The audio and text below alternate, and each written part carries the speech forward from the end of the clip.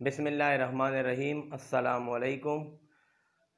आज का हमारा टॉपिक है सेल डिवीज़न और सेल डिवीज़न के अक़साम। तो सेल डिवीज़न क्या होता है, सेल डिवीज़न को हम कैसे डिफ़ाइन करते हैं। सबसे पहले कल हमने पढ़ा था इंटरफेस के बारे में कि इंटरफेस क्या होता है।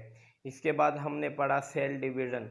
Cell division is that process in which a single cell divide into 2 or 4 cells.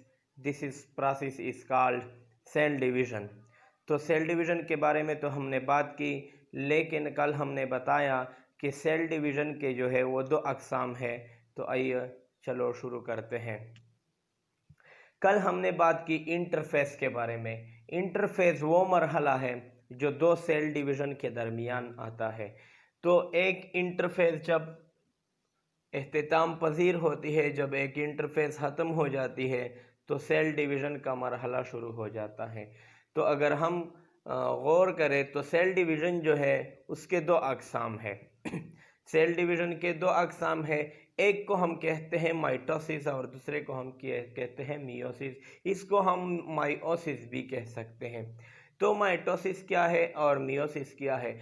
Mitosis को हम इस तरह डिफाइन करते हैं कि that type of cell division in which a single parent cell divide into two genetically identical daughter cell. अगर हम इस डिफिनीशन को देखें तो इस डिफिनीशन के मुख्तलिफ हिस्से हैं। पहला हिस्सा है that type of cell division in which a single parent cell divide. पहला हिस्सा इस डिफिनीशन का यहाँ तक है। कहता है, यहाँ पर कहते हैं कि that type of cell division, cell की वो तकसीम, जब एक सेल तकसीम हो जाए दो सेल में, जो नया सेल, जो पुराना सेल है जो तकसीम होने वाला है, उसको हम पेरेंट सेल कहते हैं। क्या कहते हैं हम? पेरेंट सेल कहते हैं। और जो दो नए खुलिये बन रहे हैं उसको हम क्या कहते हैं? डॉटर सेल कहते हैं। क्या कहते हैं? डॉटर सेल्स कहते हैं। तो डिफिनीशन में हमने कहा कि that type of cell division, cell division की या खुलवी तकसीम की वो किस्म जिसमें एक पेरेंट सेल डिवाइड हो जाए। यहाँ पर हम देख रहे हैं कि एक पेरेंट सेल तकसीम होकर दो सेल बना रही है। इसके बाद देखते हैं into two genetically identical daughter cell, और इससे ऐसे दो सेल बन जाए जो जेनेटिकली आइडेंटिकल हो। तो जेनेटिकली आइडेंटिकल का मतलब क्या है?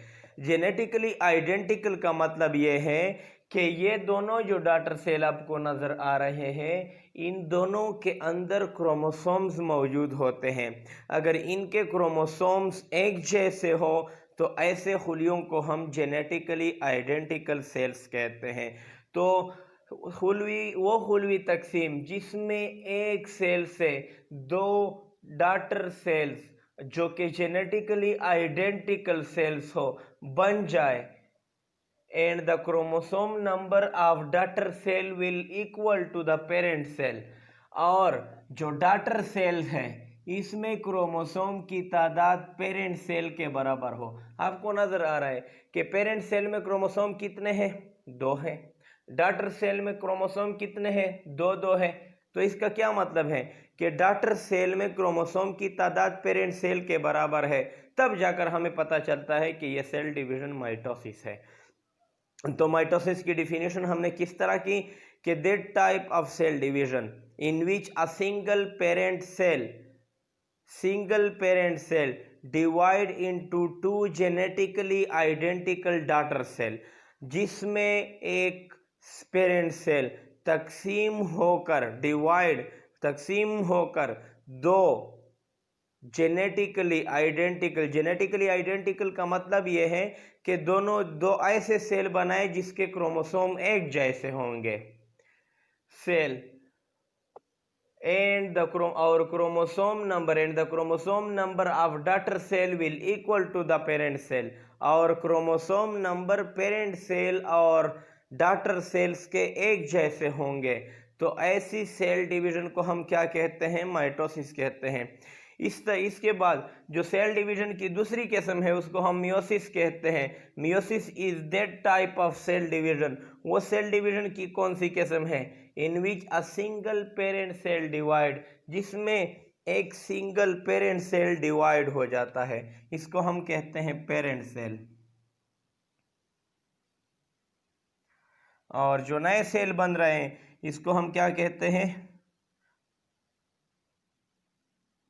डॉटर सेल कहते हैं। In which a single parent cell divide, जिसमें एक पेरेंट सेल डिवाइड होकर टू प्रोड्यूस 4 डॉटर सेल, 4 दुख्तर खुलिये बनाती है, 4 डॉटर सेल्स बनाती है। वो खुलवी तकसीम जिसमें एक सेल तकसीम होकर 4 सेल बनाती है। The daughter cell receive half number of chromosome, फर्क इतना है कि पेरेंट सेल में क्रोमोसोम जो है जितने भी होंगे तो डॉटर सेल में क्रोमोसोम की तादाद इसके निसफ के बराबर होती है। ठीक है, अगर पेरेंट सेल में मियोसिस के दौरान क्रोमोसोम की तादाद 2 है तो 4 डॉटर सेल बनेंगे और हर डॉटर सेल में क्रोमोसोम की तादाद 1 होगी। अगर पेरेंट सेल में क्रोमोसोम की तादाद 46 है तो 4 डॉटर सेल मियोसिस के दौरान बनेंगे और डॉटर सेल में क्रोमोसोम की तादाद कितनी होगी, 23 होगी। तो ऐसी सेल डिवीजन को हम मियोसिस कहते हैं। मियोसिस जो है वो सेल डिवीजन है जिसमें एक पेरेंट सेल डिवाइड होकर 4 डॉटर सेल बनाती है और जो 4 नए सेल बनते हैं इसमें क्रोमोसोम की तादाद पेरेंट सेल के मुकाबले में निसफ होती है। और माइटोसिस वो सेल डिवीजन है जिसमें एक सेल तकसीम होकर 2 सेल्स बनाती है, 2 डॉटर सेल्स बनाती है और 2 डॉटर सेल्स में क्रोमोसोम की तादाद जो है वो पेरेंट सेल के बराबर होती है।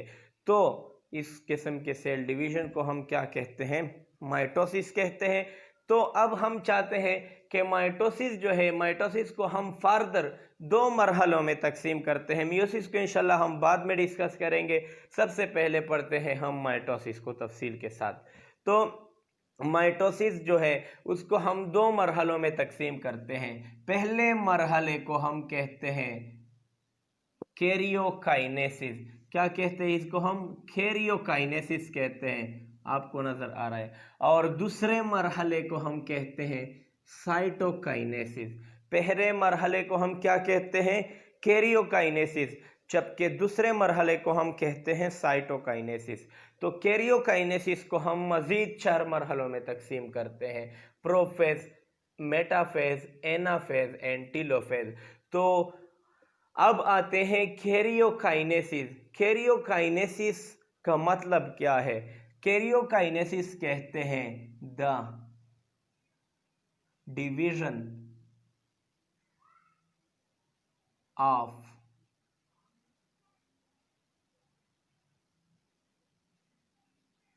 Nucleus is called karyokinesis. Nucleus की तकसीम को हम कैरियोकाइनेसिस कहते हैं।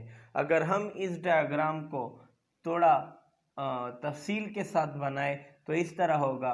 आपको एक सेल नजर आ रहा है, सेल है, सेल के अंदर न्यूक्लियस है, इसको हम न्यूक्लियस कहते हैं।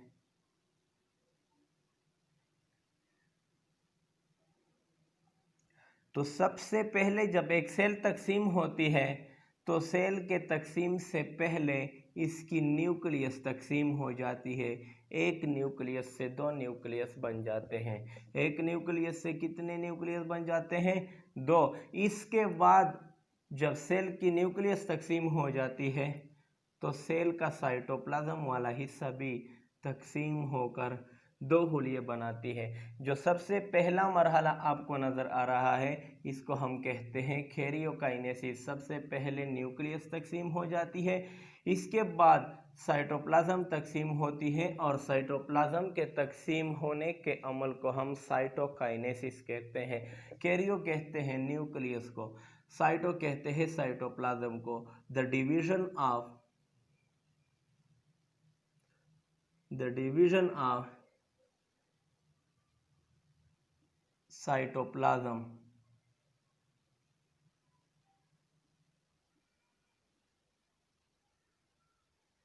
The division of cytoplasm is called cytokinesis and the division of nucleus is called karyokinesis। अब हम आगे जाकर न्यूक्लियस कैरियोकाइनेसिस के अमल को 4 मरहलों में तकसीम करते हैं।